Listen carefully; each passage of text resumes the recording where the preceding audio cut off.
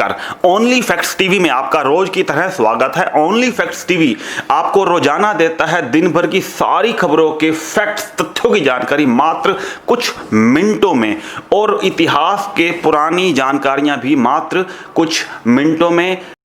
एक खबर है कि अंतर्राष्ट्रीय उड़ान शुरू हो गई है और नवंबर से बताया जा रहा है कि घरेलू उड़ानें भी शुरू हो जाएंगी। ये एक अच्छा संकेत है क्योंकि कोरोना की वजह से आवाजाही बहुत कम हो गई थी और व्यापार बहुत ज़्यादा प्रभावित हो रहे थे, क्योंकि बहुत सारे व्यापार ऐसे हैं जो टेलीफोन पे करना संभव ही नहीं हो पाता। हर बात को फ़ोन पे करना आसान नहीं है, बैठ के इसको डिस्कस करना ही होता है। तो कुछ लोगों के प्लांट होते हैं कहीं दूर जगह में, तो वहाँ भी जाना बहुत ज़रूरी होता है। तो ये एक अच्छी खबर है, रोज़गार दोबारा पटरी पे आने की जो स्पीड है वो और तेज़ हो जाएगी। विदेश मंत्रालय ने कहा है सीमा पर कोई बदलाव नहीं होगा, क्योंकि चाइना एक विस्तारवादी नीति वाला देश है। कभी तिब्बत के साथ, कभी रशिया के साथ, कभी ताइवान के साथ, कभी जापान के साथ, भारत के साथ। तो ये पूरे संसार के लिए खतरा बना हुआ है और ये कम्युनिस्ट पार्टी है, ये पूरे संसार के लिए खतरा बनी हुई है। इसका खुल के भारतीयों को विरोध करना चाहिए, क्योंकि ये जो बहुत पुरानी जो संधियाँ हुई हैं उसकी वजह से भारत सरकार तो रोक ही नहीं सकती चाइनीज सामान।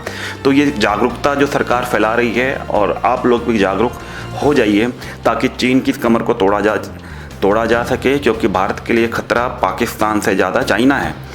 पाकिस्तान सीधे तौर पे नहीं लड़ रहा, वो आतंकवाद के थ्रू हमसे लड़ाई कर रहा है, लेकिन चाइना तो व्यापार करके आर्थिक रूप से हमारे देश को बर्बाद कर चुका है काफ़ी जगह में।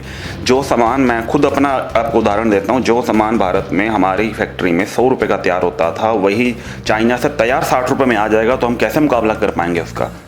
तो थोड़ा सा पेन लेना पड़ेगा, और एक बार जब भारत के व्यापार सेट हो जाएंगे तो वो भी उसी कैपेसिटी में जब सामान बनाने लगेंगे तो वहाँ भी सस्ता हो सकता है तैयार, कोई इसमें दिक्कत नहीं है। लेकिन फिलहाल तो उनका विरोध करना जरूरी है, और इसको जवाब देने के लिए लद्दाख में बोफोर्स के अतिरिक्त रेजिमेंट भी लगा दिए। हालांकि युद्ध से दूरी बनाना ही ठीक है, लेकिन सामने अगर कोई लड़ने पर आमादा हो जाए तो अपनी सुरक्षा करना जरूरी है।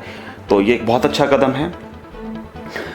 और जो अमेरिका के विदेश मंत्री हैं उन्होंने भी बहुत बड़ा बयान दिया है। वो तो खुल के, डोनाल्ड ट्रंप तो बिल्कुल बिंदास खुल के बोलते हैं।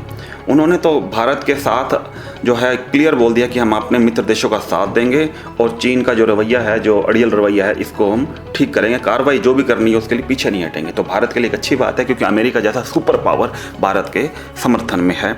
और राजस्थान में जो सचिन पायलट की जो याचिका है उसकी भी सुनवाई होनी है। उसका तथ्यात्मक भी एक बार ये कोर्ट का जो सुनवाई का फैसला आ जाए, फिर आराम से लंबे बात रखेंगे उसमें। और ये एक अलीगढ़ मुस्लिम यूनिवर्सिटी में एक बात आ रही थी कि हिजाब पहनना है, और फिर उसमें भी कुछ अलग तरह की और भी बातें आ रही थी। देखिए, हिजाब पहनना ना पहनना वो किसी की अपनी मर्जी है। जबरन किसी को हिजाब पहनने पे मजबूर कर देना और फिर इसके अलावा किसी को परेशान करना, ये तो बहुत संगीन मामला है। कोई पहनता है तो अपनी मर्जी से पहने, इसको जबरन, ये बहुत कड़ा नियम इस पे लागू होना चाहिए। और इस पे मुझे लगता है कि ये थोड़ा बवाल भी हुआ है, और इस पे सख्ती से अगर कदम नहीं उठाया गया तो ऐसे फिर तो फैसले और बढ़ते चले जाएंगे, इस तरह के लोगों के और मन खुल जाएंगे। और एयर इंडिया की निजीकरण की बात आ रही है। अब कुछ लोग इसे कहते हैं कि कंपनियां बिक रही हैं। सबसे पहले देखिए, आप जो प्रोफेशनल हैं, ये विमानों की कंपनियां जो चला रहे हैं, वो करोड़ों के फायदे में भी चले जाते हैं। एयर इंडिया की बात करें, फिर से सरकारी मदद चाहिए होती है। ये समझ में नहीं आ रहा कि ये नॉन प्रोफेशनल हो जाता है जैसे। तो मेरी पर्सनल सोच है कि जो प्रोफेशनल हैं उन्हीं को ही ये काम देना चाहिए। मुझे इस बात में ध्यान आ रही है, एक बार एक देश की एयरलाइन बहुत बड़े घाटे में चल रही थी, तो वहाँ के जो देश के जो हेड थे, उन्होंने एक बहुत बड़े बिजनेसमैन को कहा कि, क्योंकि वो बिजनेसमैन जो था वो बड़ा मशहूर था किसी भी कंपनी को प्रॉफिट में लाने के लिए, तो उन्होंने एक बात कही थी कि मात्र 1 रुपये में अगर आपको कोई कंपनी जमी जमाई मिल जाए और वो नुकसान में हो, लेकिन मात्र 1 रुपये में आपको दें, तो आप क्या करेंगे? तो उन्होंने कहा कि ठीक है, मैं ले लेता हूँ उसको। तो सरकारी कंपनी मात्र 1 रुपये में उन्होंने इसको बेच दी थी, क्योंकि बहुत भयंकर घाटे में जा रही कंपनी को कौन लेता। लेकिन वो कंपनी उसके बाद बहुत बड़े प्रॉफिट में जाने वाली कंपनी बन गई थी।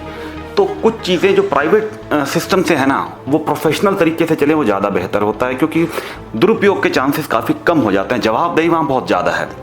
फिर भी ये फैसला सरकार को करना है, एंड उसको एनालाइज करना है कि उस पर कैसे इसे आगे बढ़ाया जा सकता है।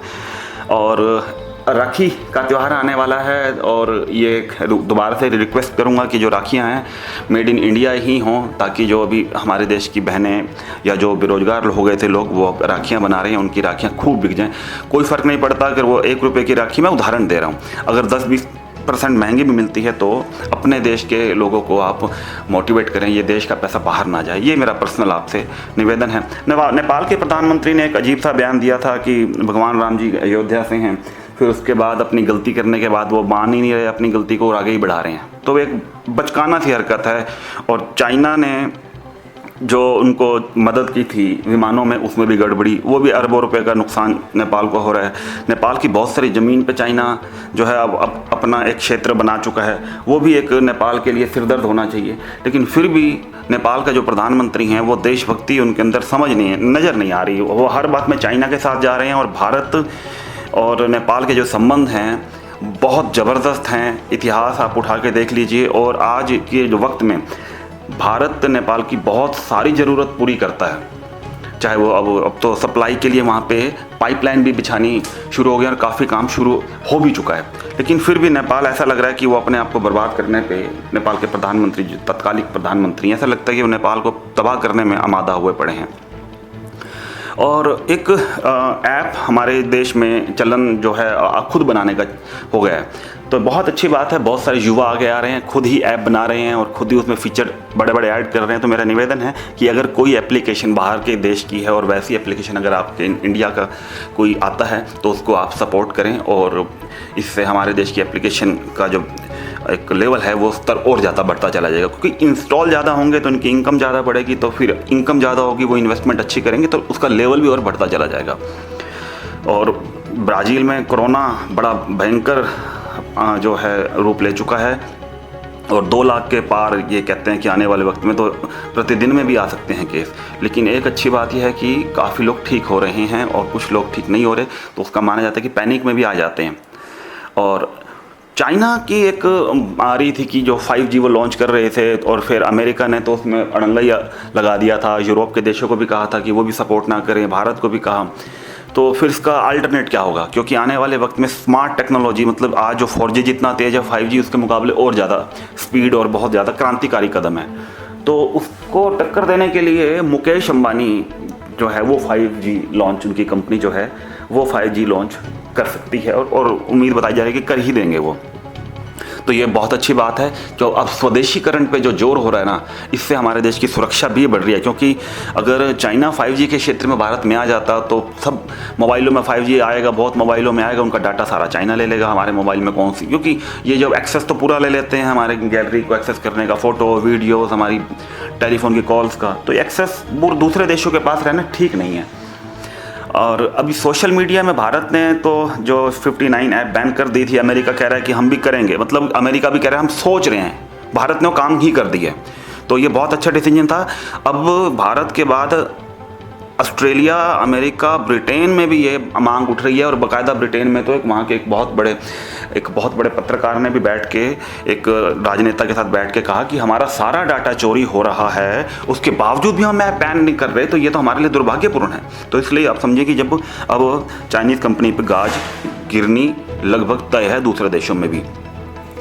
और चाइना का सामान आपको पता ही है कि वो क्वालिटी के मामले में हमेशा बिल्कुल फिसड्डी साबित होता है। मेरा निवेदन है वीडियो को लाइक, कमेंट और शेयर जरूर करिएगा। कल फिर हाजिर हो जाएंगे तथ्यों के साथ, बहुत थोड़े में जानकारी लेके पूरे दिन भर की। बहुत बहुत धन्यवाद।